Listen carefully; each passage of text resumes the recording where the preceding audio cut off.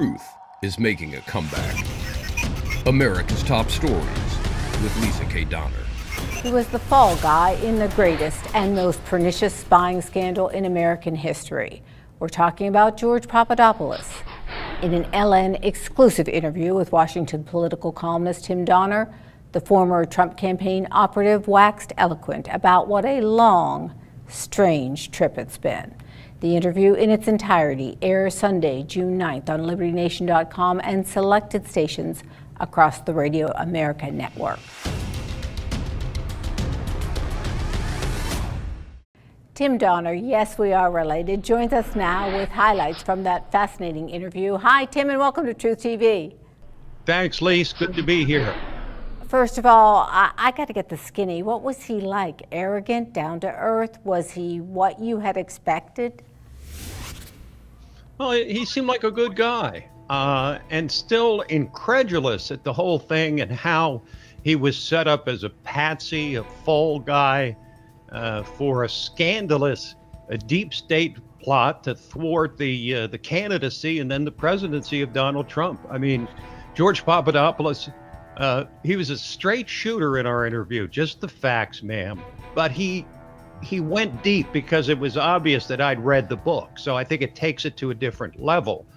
But this was, a nefarious plot right out of a second-rate spy novel. The shadowy depths of the deep state, secret intelligence operatives, sinister foreign agents, fake professors, phony influence peddlers, clandestine meetings, mysterious cash payments, and above all, constant threats to thwart the election and then the presidency of Donald Trump.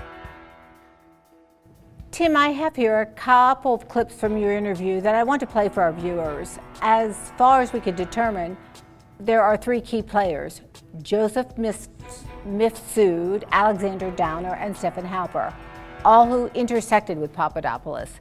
We have a clip of each of those meetings. The first one is about the mysterious Mr. Joseph Mifsud. Let's listen. He is at the epicenter of probably the greatest and most pernicious spying scandal in American history. Joseph Mifsud was introduced to me by a director at a company I used to work for in London. And I told them I'm leaving and I'm going back to Washington. I'm going to be joining the Trump campaign. And they were furious. As soon as I said that to them, their antennas started to spike. I didn't understand that this organization in London I worked for obviously had some connections to the FBI too. And Joseph Mifsud, though I didn't know who this person was, he introduced himself to me as some sort of diplomat from Malta who was connected to the world and that he would be helping the Trump campaign. And later we find out that he was likely working with the CIA or the British intelligence services. Okay, so it sounds like Papadopoulos was suspicious of Mifsud at the outset. Well, not really, Lisa. You got to understand, he was a starry-eyed 28-year-old upstart who basically thought he hit the lottery when he was hired by a Trump campaign that, of course, had been shunned by all the foreign policy experts. So a young guy like him got an opportunity that he wouldn't ordinarily get. Mifsud promised Papadopoulos the world. He promised that he would set up a meeting between Donald Trump and Vladimir Putin, promised a lot, delivered nothing. He was, as it turns out, likely a cutout for the U.S. intelligence agencies, a foreign agent, if you will. And what George Papadopoulos discovered over time was that Joseph Mifsud turned out to be, along with Papadopoulos himself, ground zero for this deep state plot. Thus, the name of the book that Papadopoulos has written, Deep State Target. Next, Papadopoulos meets with Alexander Downer, and this was done in short order after the Mifsud meeting. So let's listen to what Papadopoulos has to say about Alexander Downer. After Joseph Mifsud told me that the Russians have thousands of Hillary Clinton emails, I never told anyone on the Donald Trump campaign. I wasn't there to discuss hacked emails. It's not my business. and I'm not involved in any illegal behavior, and neither is the campaign. So clearly, when I met Joseph Mifsud and he told me this information, I had no idea that that's why he was wanting to meet with me.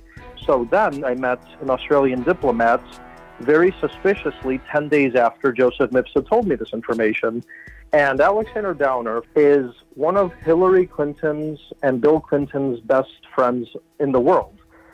When he was Australia's foreign minister, he donated $25 million of hard-earned Australian taxpayer money to the Clinton Foundation. All right, Tim, what do you say?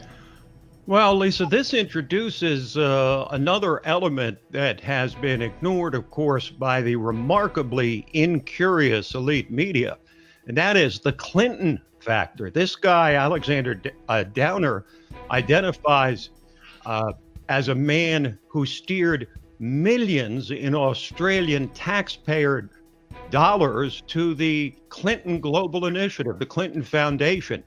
And I suspect that in the days ahead, we're going to find out more information about this. Downer served as the first of two people who then alerted the FBI to the fact that Papadopoulos knew about the Russians stealing information and emails from the Hillary Clinton campaign. Even though, and this is important, George Papadopoulos says he never told Alexander Downer about the Clinton emails and the Russians.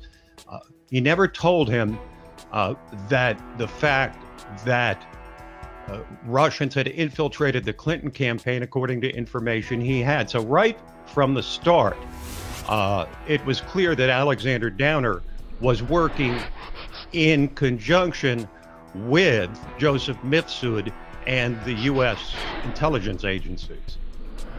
So just to complete this mysterious trifecta, we have Stephan Halpern, who Papadopoulos describes as, quote, a morbidly obese man who seemed to sweat constantly. Okay, let's roll clip 3, please. Stephan Halpern had been trying to set up Michael Flynn as early as 2015, and Stephan Halpern has a history of spying on rival campaigns and worked with the CIA. And he wanted to pay me some money to write a report on the energy business in Israel.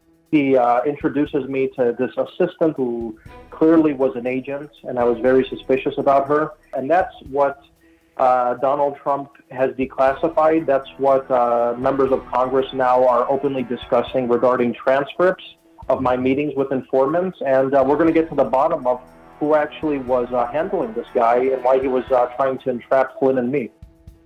Okay, Tim, Stephan Halpern.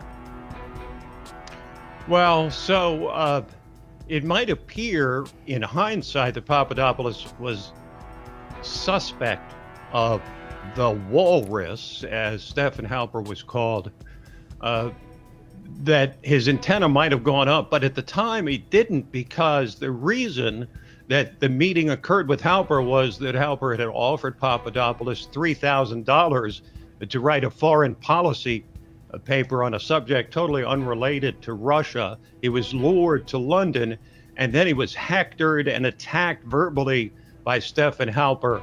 And I think the conversations, according to Papadopoulos, were likely recorded by Halpern. And Stephan Halpern is a guy who has a history of spying. He spied for the Reagan presidential campaign as far back as 1980, spied on the Carter campaign. And the things you hear about this most disagreeable man, Stephan Halpern, are, I have to say, very consistent from the interactions that I've had over many, many years with Stephan Halpern. What, if any, are your takeaways from your interview with Papadopoulos?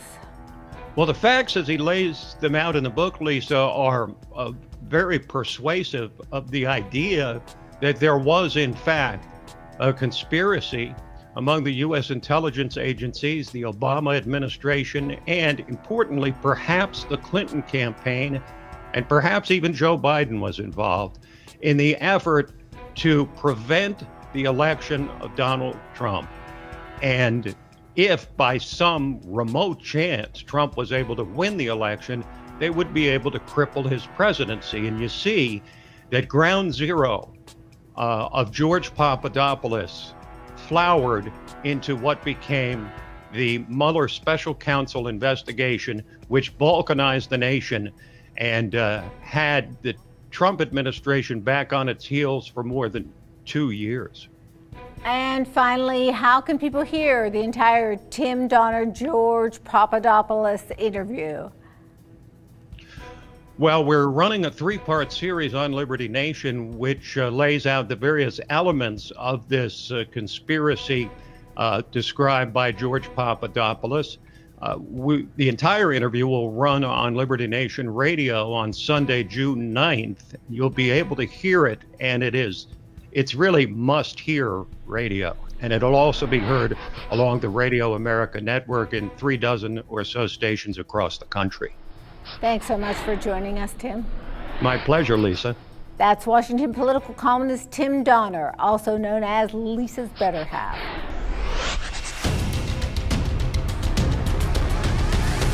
Truth is making a comeback. Visit us at libertynation.com.